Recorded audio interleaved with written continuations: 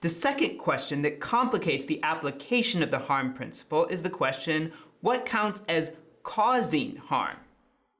Or we might say, what counts as causing harm for the purposes of applying the principle?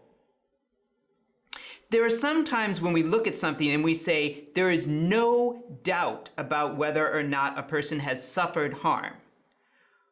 But we have reasons to be cautious about saying that another action was the cause of the harm or caused it in a way that justifies the government in making it illegal. For example, if a person has a heart attack, that's definitely a harm. If I punch you and that leads to you having a heart attack, well, then I've caused you harm. On the other hand, if I insult you and you get angry and have a heart attack, people are going to be more reluctant. This does sometimes come up in real legal cases. For example, there was a case a few years ago in which a grocery store clerk spewed some racial insults at a customer.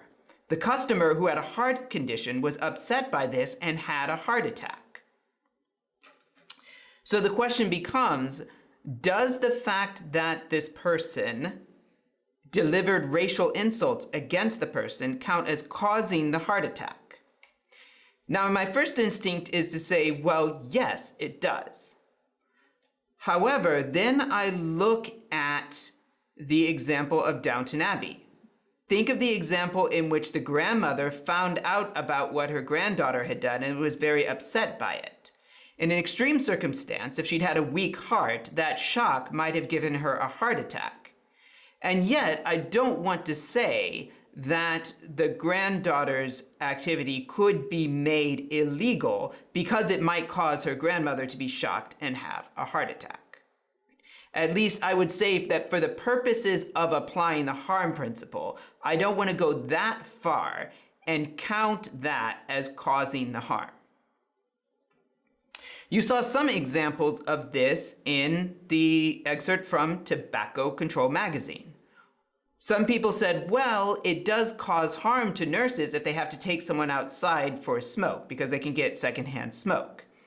The person said, no, it doesn't. Why? Because you can just stand upwind. So if you somehow get lung cancer from that, that's because you didn't bother to take the simple precaution of standing upwind. Where it becomes a more serious and controversial issue in some ways is the issue of pornography. There is some evidence that people who regularly use pornography become more likely to use violence against members of the opposite sex. Particularly, men become more likely to use violence against women if they are regularly exposed to pornography. This has led to a lot of controversy. Some people say, no, the causal connection between these two things is too weak. It doesn't count as causing harm. So if we're going to accept the harm principle, we cannot use the real harms that women are suffering as a justification for making pornography illegal. Other people have disagreed, and they've thought there's the right kind of causal connection there.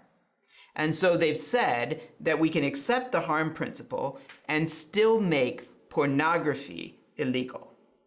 It's a serious controversy, and there's a lot said on both sides of it.